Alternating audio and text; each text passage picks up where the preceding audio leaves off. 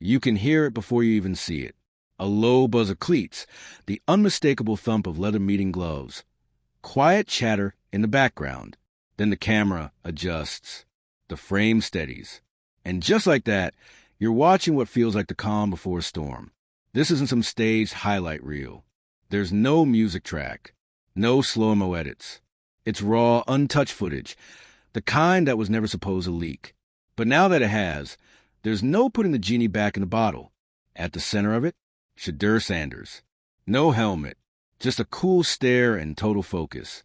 Standing on the Browns' practice field like he owns the place. Not because he's loud, but because his presence demands it. And what follows in those next few minutes? That's what's got every scout, analyst, and rival quarterback coach quietly sweating. This isn't a regular practice drill. This is full simulation. If you're into the real story and all the messy twists they don't show on highlight reels, go ahead and subscribe. And if you're sticking around to see how this Browns QB chaos plays out, you should definitely be subscribed. Disguised blitzes, collapsing pockets, shifting coverage.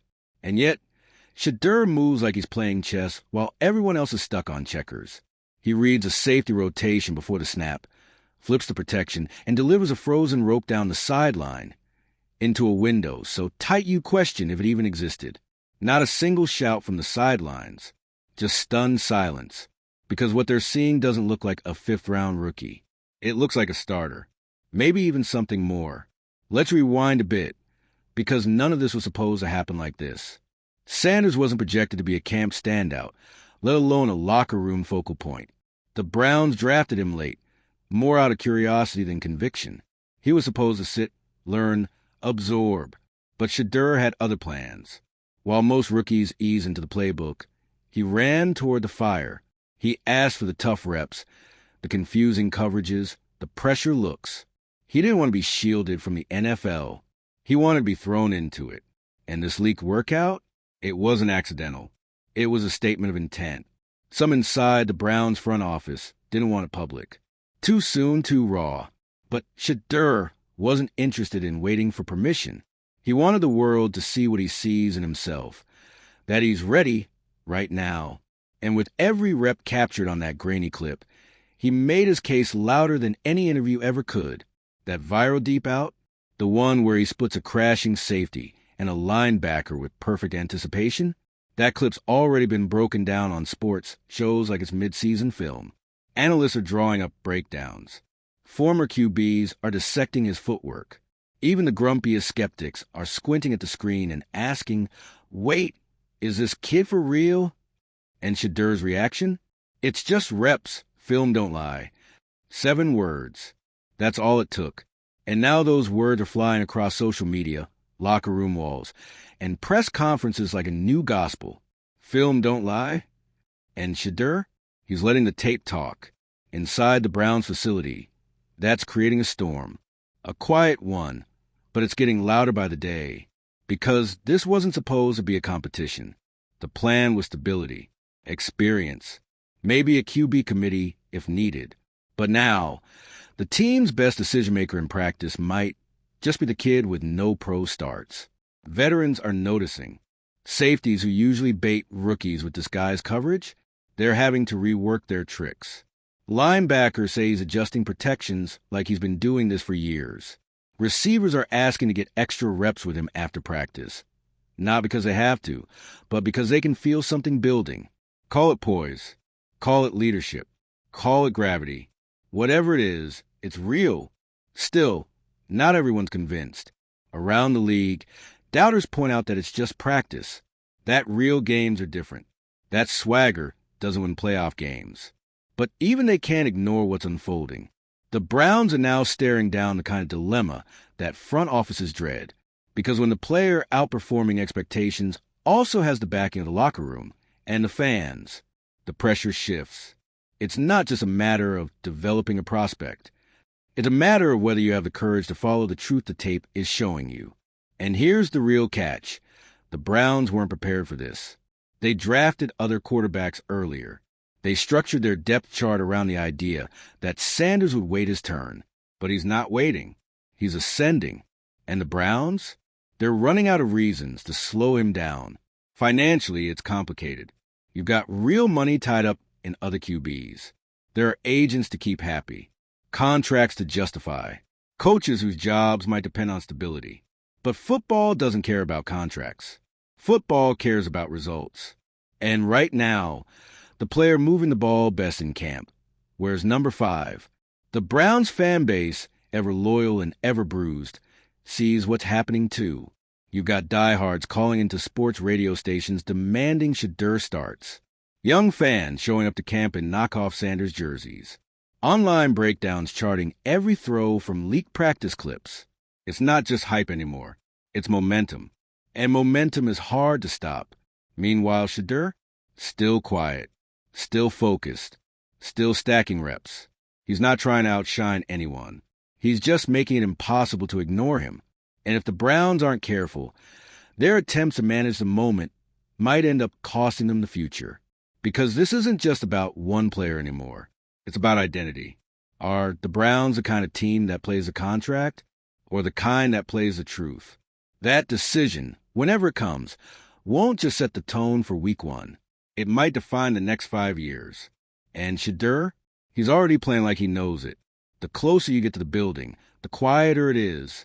Not because people aren't talking, but because no one wants to be the first to say what they're all thinking. That this kid, this so-called developmental project, is lighting up every practice, commanding huddles, breaking down defenses, and changing the temperature in the quarterback room. That he's not just closing the gap, he's leading the race. But acknowledging that out loud, that means admitting you were wrong. And in the NFL, admitting you were wrong about a draft pick, a depth chart, $1 million contract, is the kind of thing that can lose someone their job. So right now inside the Browns facility, there's a game of chicken underway.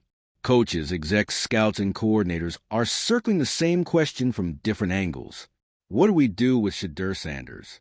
Because every time he steps on the field, he makes it harder to stick with the plan. The plan, mind you, that didn't have him starting this year. Or maybe even next. He was supposed to sit to develop quietly behind older QBs. There was an order to things, a structure. But structure doesn't survive a player who refuses to follow the script. And make no mistake, Sheduer is rewriting the entire narrative in real time. His leaked workout might have been the spark, but what's happening now? This is a slow, methodical burn, one that's exposing how fragile the whole rookies need time mantra can be when a player shows up with this kind of polish and precision. It's not just his throws, though those are drawing attention from every direction. It's everything else. It's the way he corrects pre-snap alignment with a calm hand gesture that veterans immediately follow. It's the mid-practice adjustments he makes without needing to ask the coordinator. It's how, when a protection breaks down, he doesn't flinch. He slides, resets, and delivers a ball that makes receivers look better than they are. And the room sees that. Players talk. Word travels. You think wide receivers haven't noticed that their best chance to make the roster might come from catching balls from Sanders? You think running backs don't realize how cleanly the offense flows when he's under center? You better believe they see it, feel it, prefer it. But again, this is the NFL. And the NFL is a business. And in business, there's always tension between value and investment. The Browns invested in other quarterbacks, financially, publicly, structurally. To suddenly hand the keys to a fifth-round rookie, that doesn't just append the depth chart. It calls the whole system into question. So what happens? Well, usually nothing, at least not right away. Teams stall, coaches deflect, press conferences fill up with non-answers about competition and packages and continuing to evaluate. But inside those meeting rooms, the wheels are turning fast.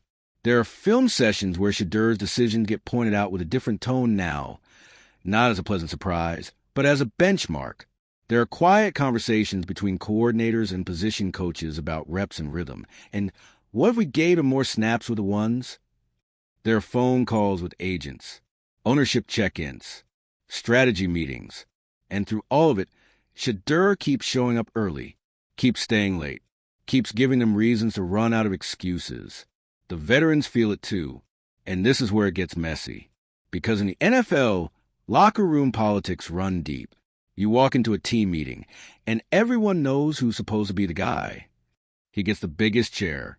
He sets the tone. He does the post-game interviews. But what happens when the guy the locker room respects most isn't the one with the highest salary? What happens when the guy who leads by example, the one who owns his mistakes, uplifts his teammates, and executes under pressure, is the youngest guy in the room? That's the kind of dynamic shift that breaks fragile ecosystems. And Sheduer, he's not breaking it on purpose. He's just being undeniable. It's not loud. It's not defiant. It's simply consistent. Consistently better footwork. Consistently cleaner reads. Consistently higher completion rates. Consistently more composure.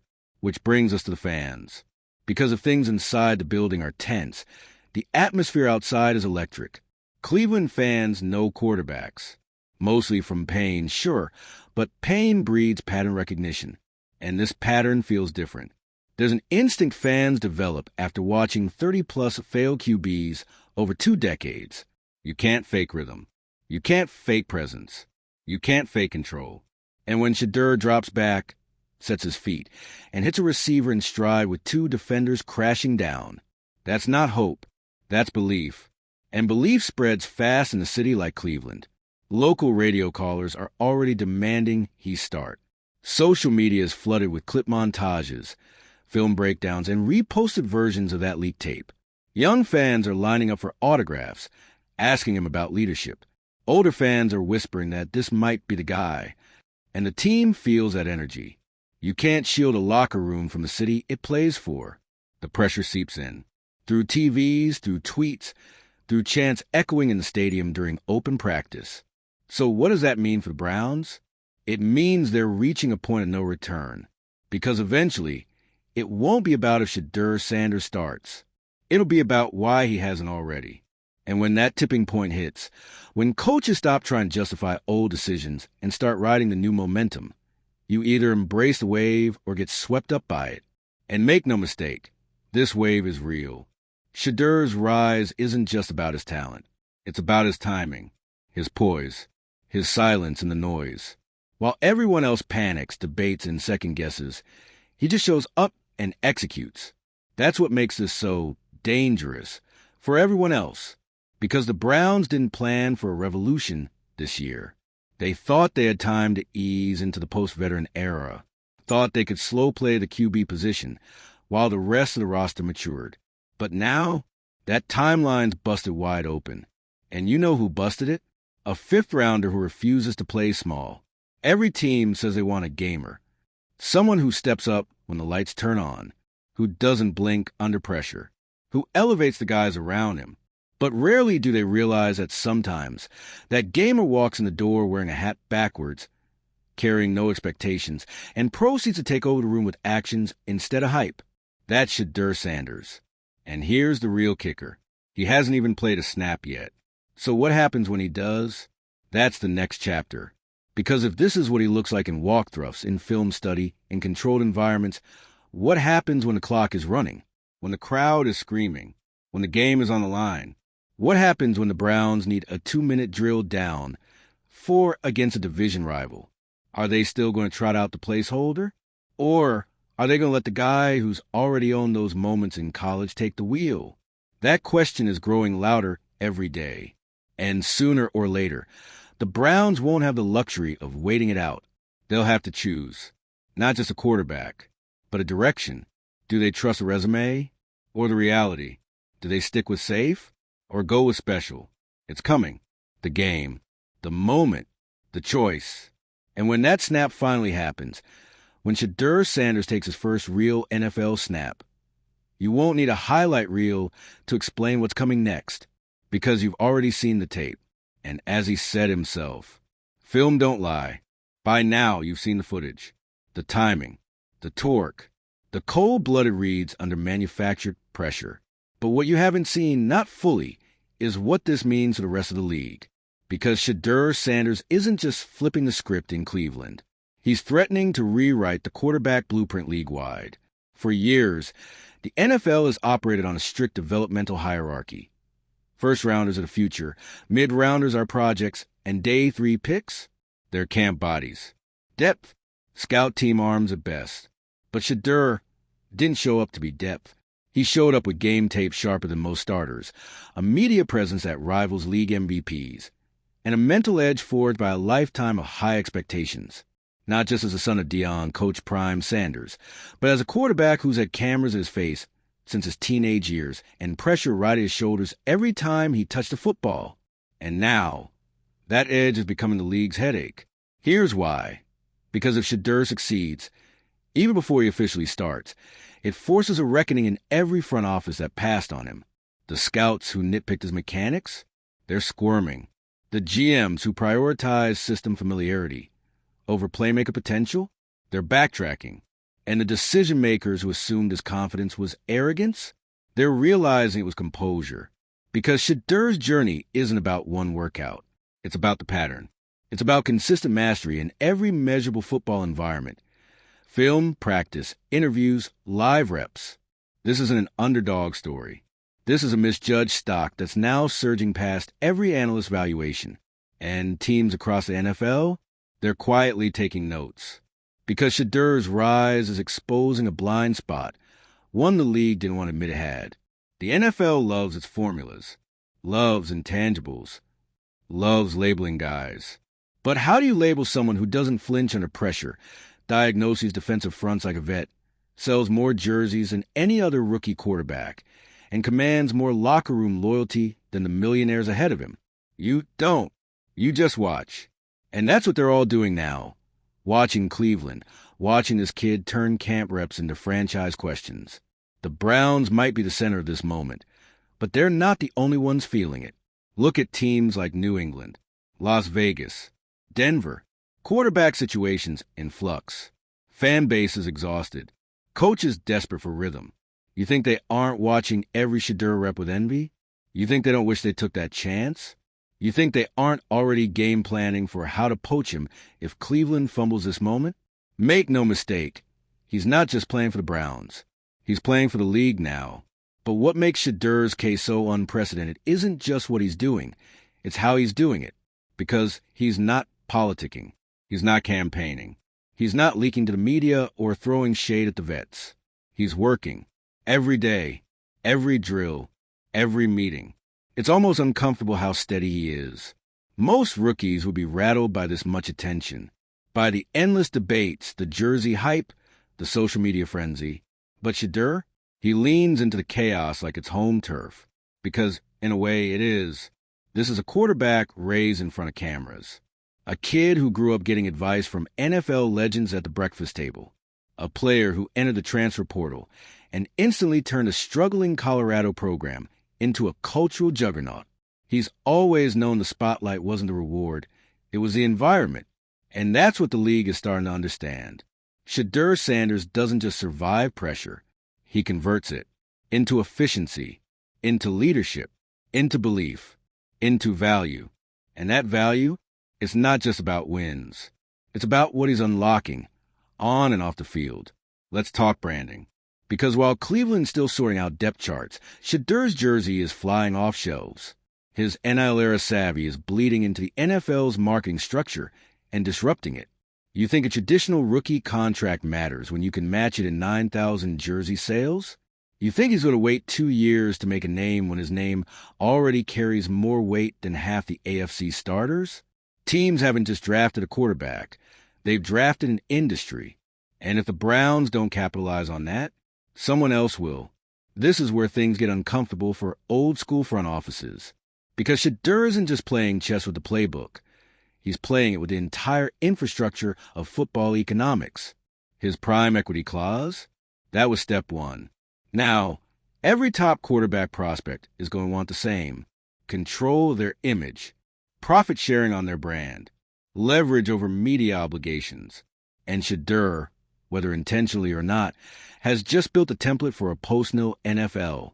An era where quarterbacks aren't just evaluated on arm strength and football IQ, but on market power, on leadership virality, on cultural velocity.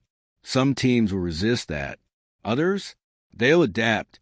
They'll see what's happening in Cleveland and realize this is the new blueprint. You don't just draft players anymore. You invest in platforms. And Sheduer, He's a platform that happens to throw dimes. Back in Berea, the Browns front office is staring down a reality they didn't plan for. Not just that he might be ready sooner than we thought scenario, but the if we don't start him, we might lose him situation. Not physically, not yet, but spiritually. You let a quarterback like this rot behind clipboard duty, and you risk eroding the very edge that makes him special. That urgency, that rhythm, that silent leadership.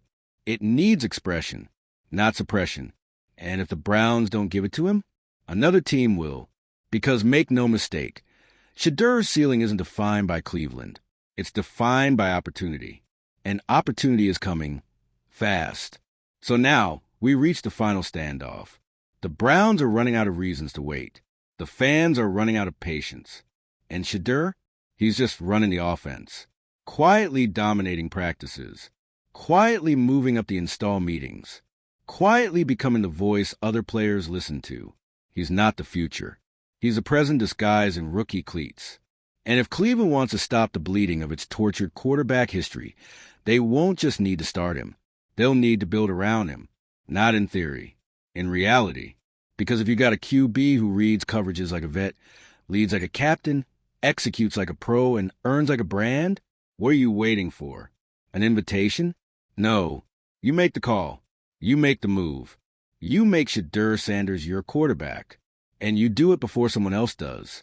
Because if this kid is already shifting the league without even starting a game, just imagine what happens when they finally let him start one.